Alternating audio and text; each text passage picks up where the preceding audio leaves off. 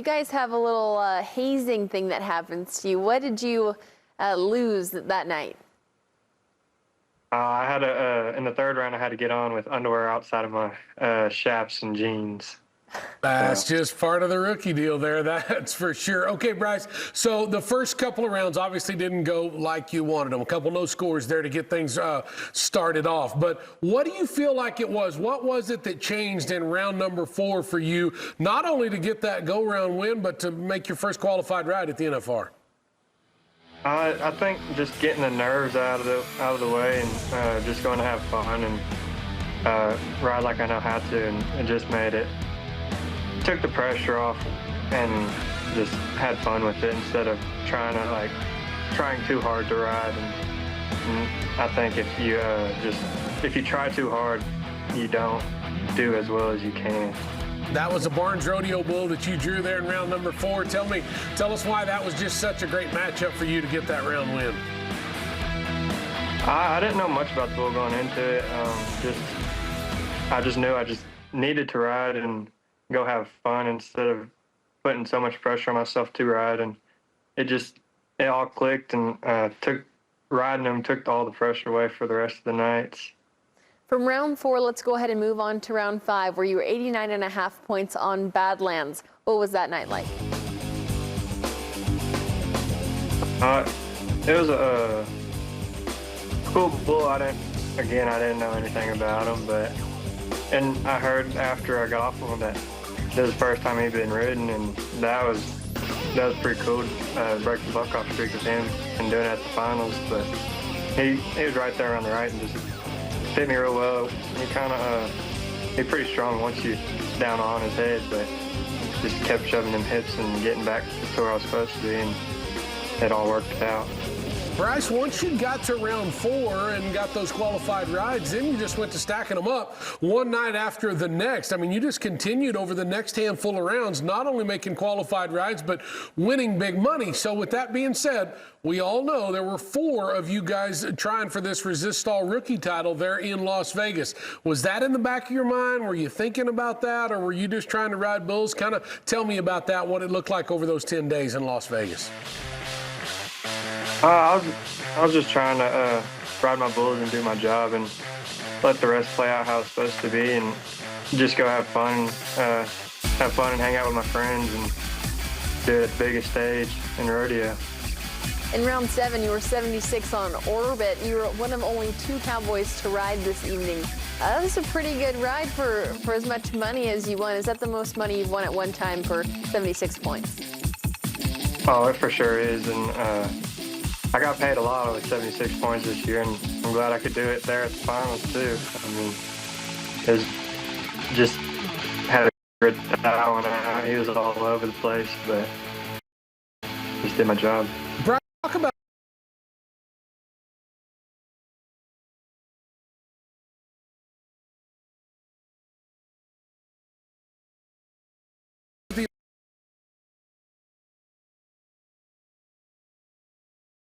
track, because they're not just spinning in one spot, they're going every way but spinning really, and when they're like that, it's just harder to ride them. You just really got to ride your rope and not get leaned back and behind, because right there you can see I got leaned back, and then he got me down right there, but it worked out. It was luckily after 8 seconds. Bryce, just watching your performance at the finals this year, it looks like you really grew as a bull rider, maybe grew as a person a little bit. Looking back over your rookie year, what all did you learn, and what are you taking away from it? I don't know. I learned that the riding, and you just got to take every ride and just like, you can't dwell on rides, like if you mess up or do bad, and because there's a new ride the next day, and just go have fun with it and be happy that you're able to do it. Well, it sounds like you made it all work no matter what. No matter how you look at the season or the NFR, you are the guy that came out on top for that Resistol rookie race. So you ended up number 6 in the world standings, number 4 in the average there at the NFR when it was all said and done. Bryce, pretty good year, I would say, for you. Congratulations on what all 2025 has brought to you. Yes, sir. Thank y'all.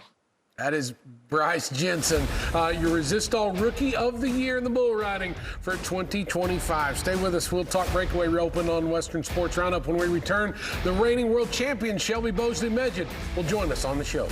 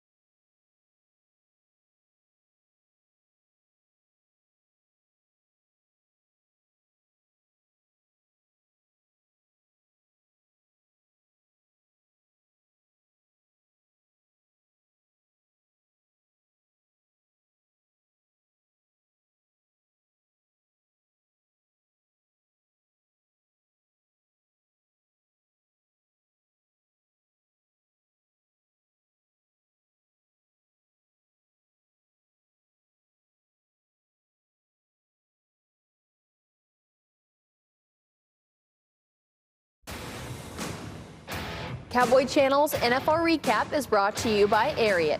Ready, set, ride in boots and jeans that work as hard as you do.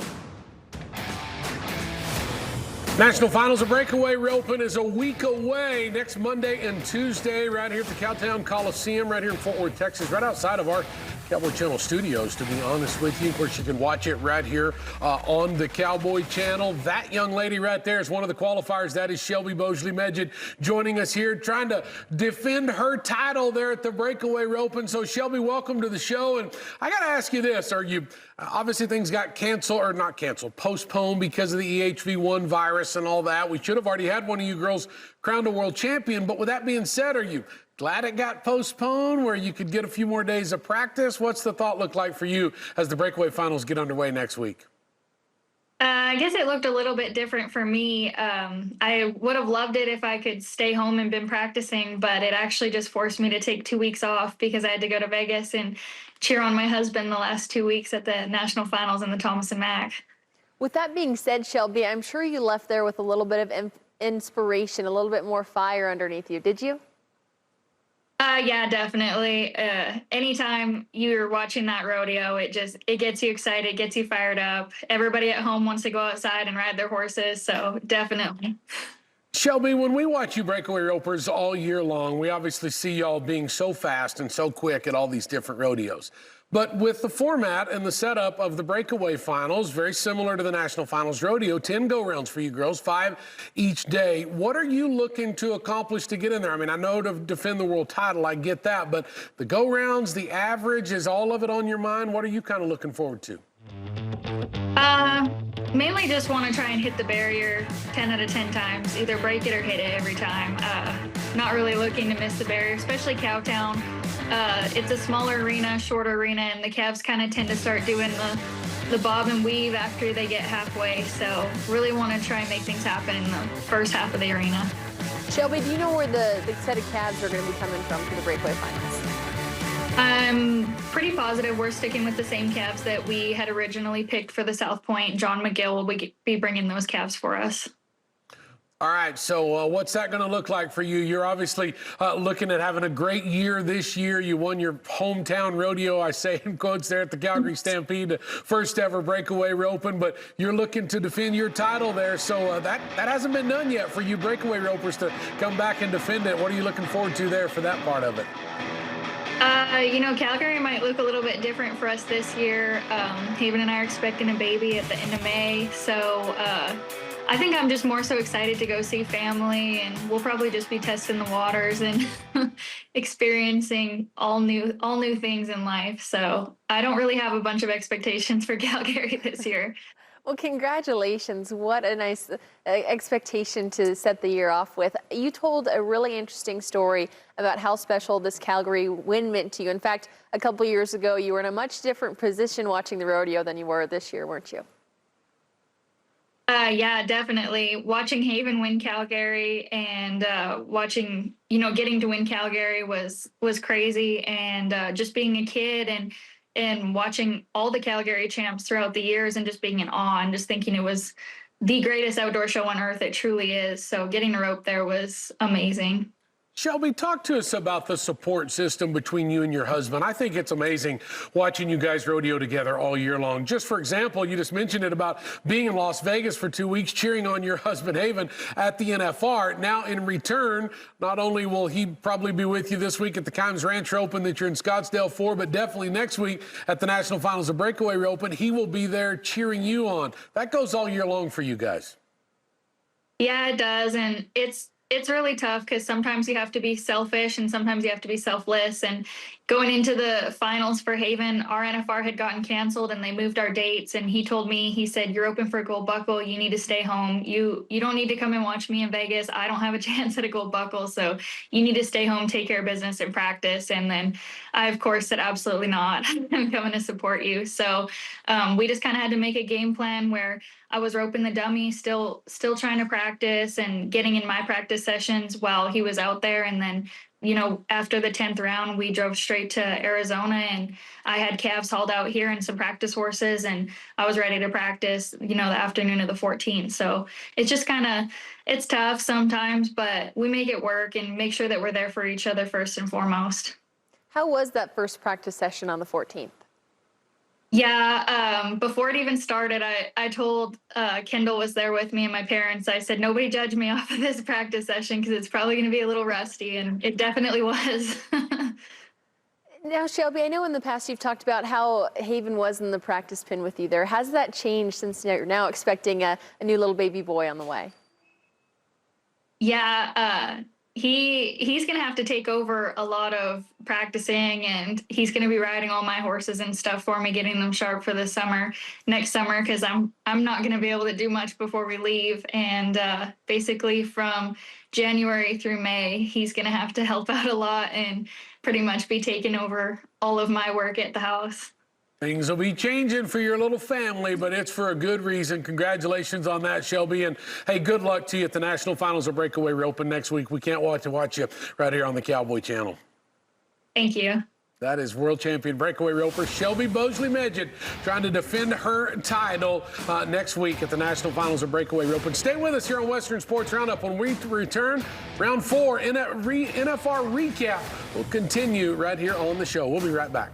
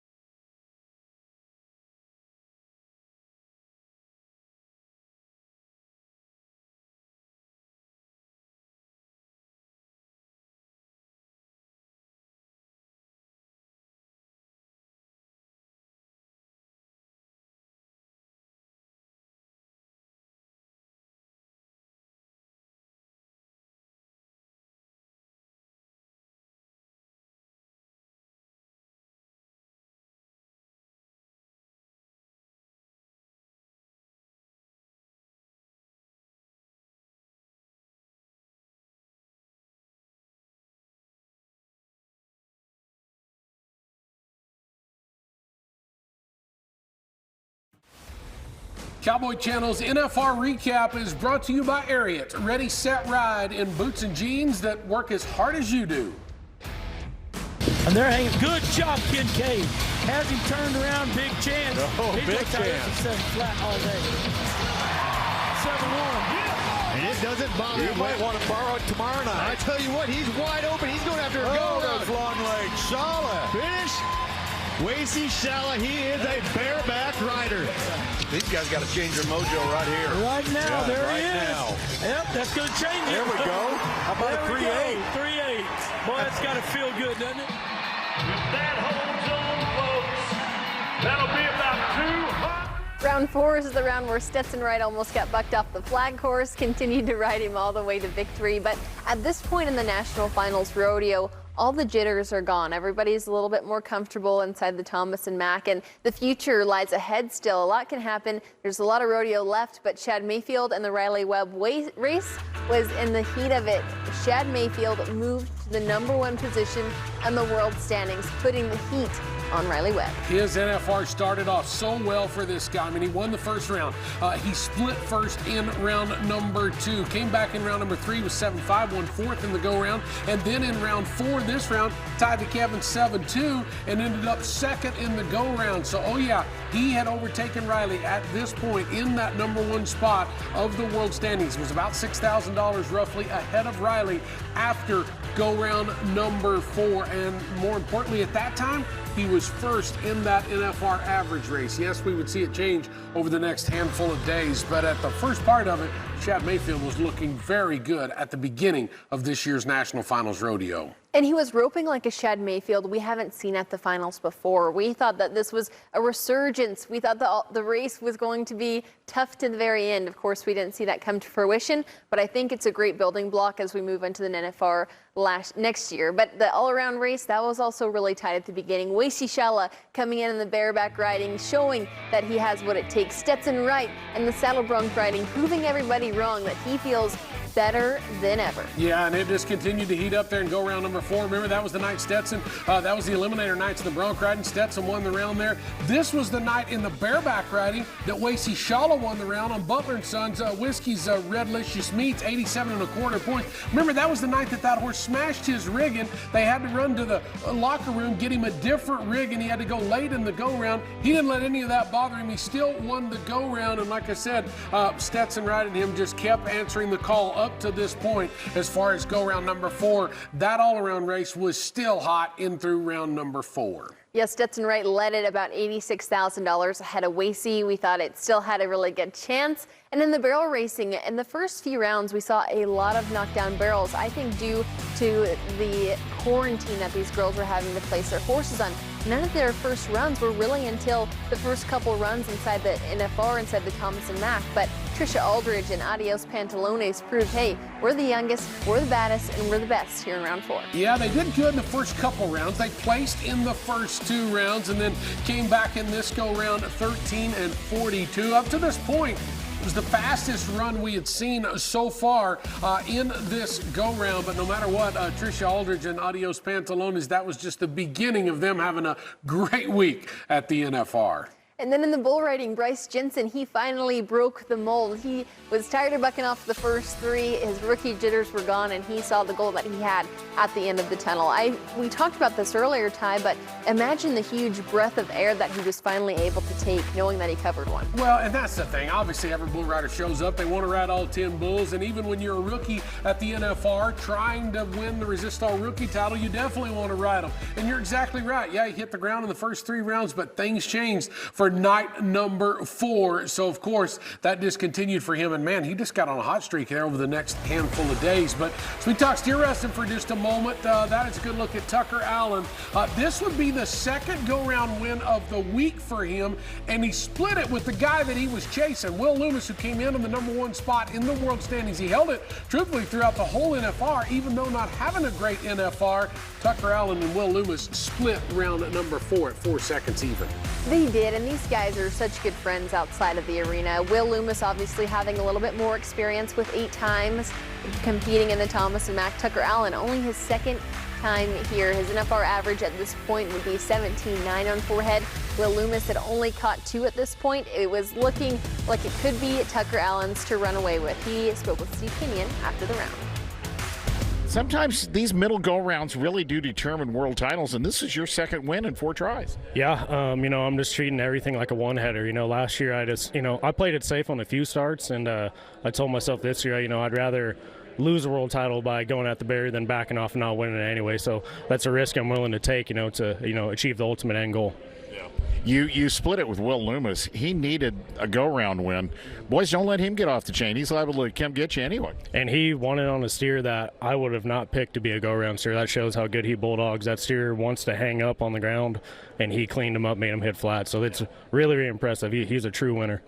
So tell me about how good your horses work, and tell me about how the hazing horse combination is working for you. Oh, it's awesome. That's just a testament to Justin's horses.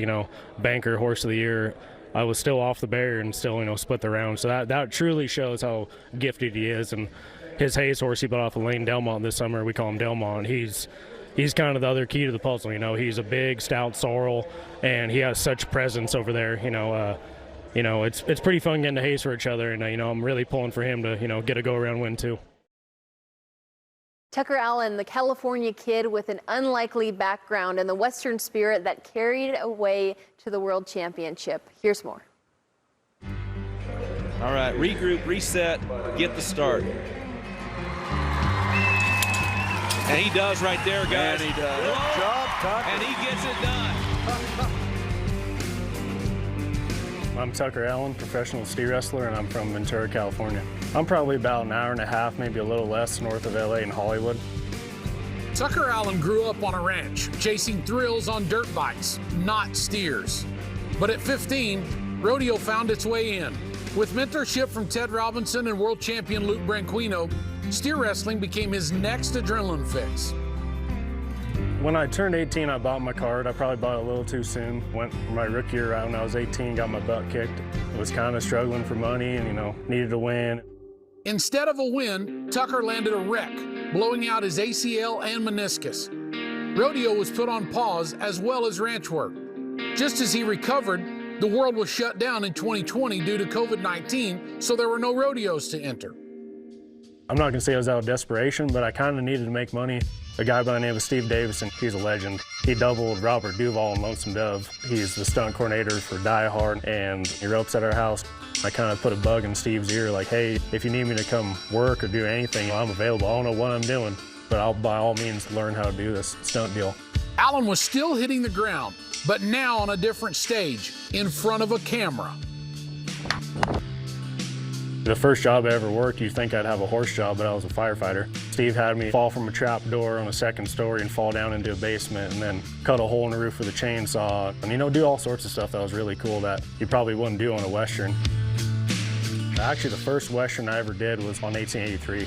And then Lawman, Bass Reeves, Horizon, most recent American Primeval. First episode, we attacked this wagon. They had asked me, hey, can you throw up pretty easy? And I was like, I actually can. Like, everything makes me throw up. He goes, perfect. So they put a whole deal of oatmeal in my mouth. And so this whole time, I'm just mouthful of oatmeal. And I gotta go attack this guy, shoot him, shoot the kid, and then I have to throw up in disgust. And the camera's right here. Rodeo and Hollywood don't seem to mix. But for Tucker Allen, they run parallel. Different stages, same rush. It's actually pretty similar, the training from rodeo to the stunt stuff, especially if you're doing a Western. They kind of say bulldoggers are pretty good at hitting the ground, so, if you got to get shot and do a saddle fall, bulldoggers kind of can do it naturally because we fall off all the time anyway. But, it's a lot of the same. You got to read the play, you got to feel what's going on, and you got to react, but then do the right thing. You can't react in a bad way. So it's really similar, and there's a lot of pressure on you to do your job, just like in the arena. I'm addicted to that feeling. I love that.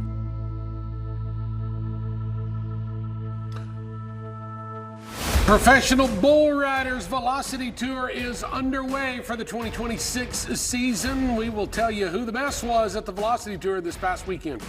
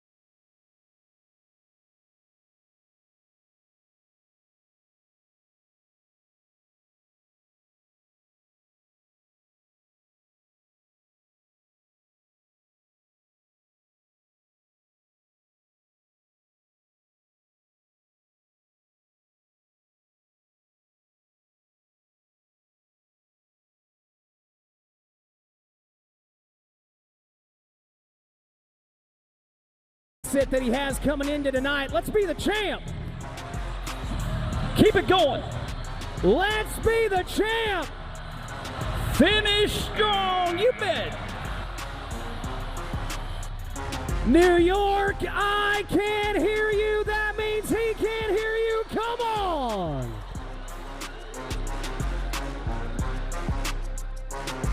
Well, there's only one way to the top in the PBR, and it's to start at the very bottom. Lane Vaughn now enters the PBR for the very first time, once a rookie in the PRCA last year, and now making big moves on the Velocity Tour at the PBR. Yeah, he definitely is, and their stop in Albany, New York this past weekend proved very well for the PBR first-timer. It was his debut there in Albany on the PBR and the Professional Bull Riders Pendleton Whiskey's Velocity Tour stop. Their 2026 season is now underway over the last couple of weeks, and not only to say that it was a good weekend for him to ride all 3 bulls. He was the only guy to cover all 3 bulls.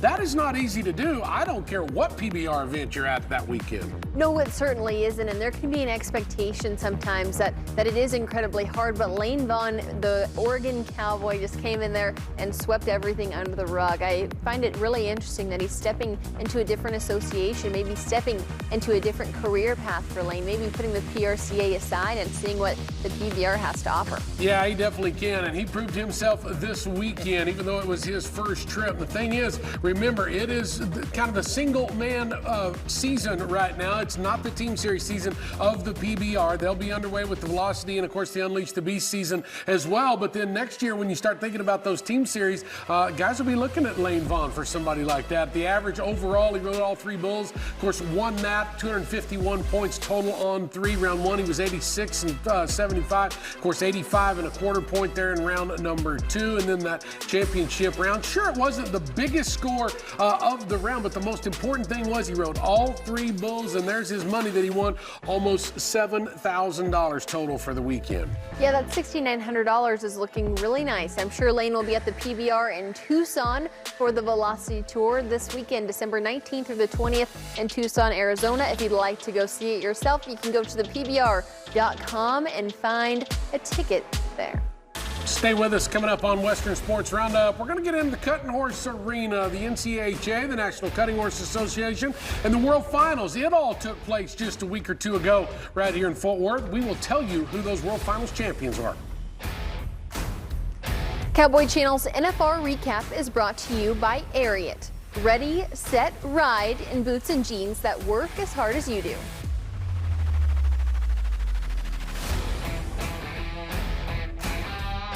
Feed our horses 4 feet.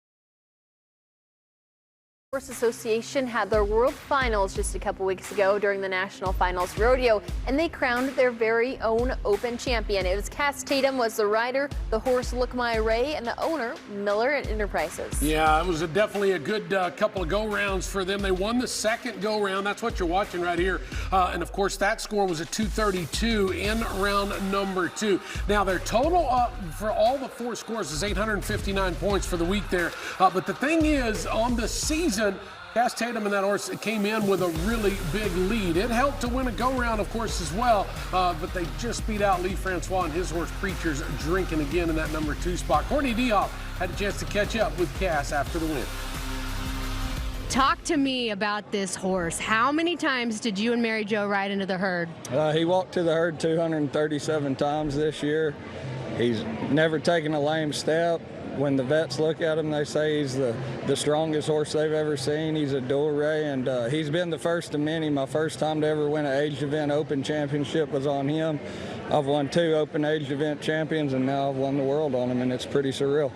It's incredible. I know your family is such a big part of this as well. We see your wife up and down the road with you. How special is it to have the entire crew as well as the owners here tonight? Oh, you can't put it into words. I mean, without my wife, I'd be nothing. The amount of stuff she does behind the scenes is crazy. Without the owners, I'm nothing, you know. I didn't think I'd get teary-eyed, but here I am. I can't do none of this without them. What an emotional win for Cass. When you put that much effort and that much time into something, you're going to let the emotions overwhelm you at the end. And the non-pro, it was a gelding named Steam and Elizabeth Cork. They're your non-pro champions. They came into this with over $119,000 won, picking up $34,000 at the final. Well, that put them at a total of $153,000. Yeah, her and her family own this great horse. Won rounds 1 and 2. Of course, round 1 scored a 228. Came back in round number 2, marked a 225.5 to be the best. And then when you total it all up on the season, look at that, a little over $153,000 won on the year. Beat out Chelsea Tatum and Peanut Butter Shake in the number 2 spot. Here's Courtney with the interview. This marks your 4th non-pro world title. How does this one feel? I mean, I'm in complete disbelief. This year has been a roller coaster from highs and lows, but you know, I have an amazing team behind me. My family is so supportive, and I am just, I'm so honored, humbled, and blessed just to be here. What an incredible night, and in the water arena is so electric. Oh, it's just so much fun. You have such a big smile on your face. Anyone in this building who knows you knows how much you love cutting. I chatted with you earlier. I said, okay, how did you decide who gets the call? This little 6-year-old, you said he was begging for it. He really was, and he has stepped up in such a huge way for me this year. And we purchased him in June from the Gaughan family, from Gwenny and Barb and John Gaughan, and we are so honored just to own him. Adon has had him in training and has done a phenomenal job, and so just for the chance to show one like Steam, and he stepped up big, and he's been incredible for me all fall, and it's a great opportunity just to show one like him. You made it look easy and you made it look fun. I know you're wearing pink tonight in honor of someone really special. Yes, Shannon Lamb, her favorite color is pink and breast cancer awareness, and she couldn't be here this evening, but we are so honored just to have her support. She does so much for just the cutting horse industry as a whole, especially the weekend cutter, and we could not do this without her. We love her to pieces, and so a ton of us wore pink tonight just to honor her, and we love her. We think she's just the most amazing cowgirl, and so I'm wearing pink for you, Shannon. Every win has a story, and for this cowgirl to have brought her friend in through the spirit of the shirt, it just means so much. And I know that her friend was celebrating right there with her on a successful year, and the 2025 NCHA World Champions have been crowned. But it's time to get into our Veterans Top 3 stories of the day. Clean, treat, heal, advancing animal wellness. Shelby Boisjoli-Meged, the champion from back in 2023, joined us on the show today. We talked about the Breakaway National Finals. Oh yeah, they're a week away from taking place right here at the Cowtown Coliseum. They're going to get started December 22nd, and you'll be able to watch them on the Cowboy Channel. A year-long season accumulated to just a few weeks in the Fort Worth area over there in the John Justin Arena. Cass Tatum, Elizabeth Cork, well, they left your champions. And Bryce Jensen joined us on the show to talk about his Resistol Rookie title that he just earned for the 2025 season. It took all 10 rounds of the National Finals Rodeo for them to crown that champion. So congratulations to Bryce Jensen, your Resistol Rookie of the Year in the bull riding for 2025. There is lots coming your way on the Cowboy Channel. Of course, you can rewatch the National Finals Rodeo the rest of this week on the Cowboy Channel. Tonight, it is go round number 3. That is going to get underway at 8 o'clock Eastern Time. You won't want to miss any of that action. That's perfect for it to re-air because we just went over what all happened in round 3, what you can look for and what you can pick out and see for yourself. There's also a brand new episode of Pro Rodeo tonight, the best of 2025. It's live on the Cowboy Channel Friday at 7 p.m. Eastern Time. It gets all into the nitty-gritty of the 2025 season. And a brand new episode of Diamond Cross Ranch will be airing later on this week as well, Sunday at 7 Eastern Time. That'll be part of the weekend showing live on the Cowboy Channel. You won't want to miss that as well. Now, there's so much programming to watch. I don't know why anybody would turn the channel to anything else, but thank you for tuning in to Western Sports Roundup. I'm Haley Novak here with Ty McClary. Have a wonderful rest of your evening. We'll catch you back here tomorrow.